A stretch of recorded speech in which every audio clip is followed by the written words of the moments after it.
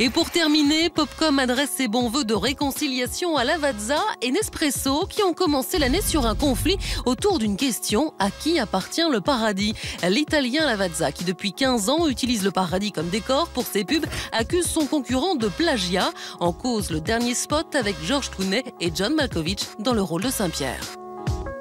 Oh, there must be a mistake. We don't make mistakes, ever. Une provocation pour le groupe italien qui demande le retrait du spot. Une procédure est en cours devant l'Institut italien d'autodiscipline publicitaire. Oh, les Américains, pour le café, laissez tomber, hein, laissez-nous faire.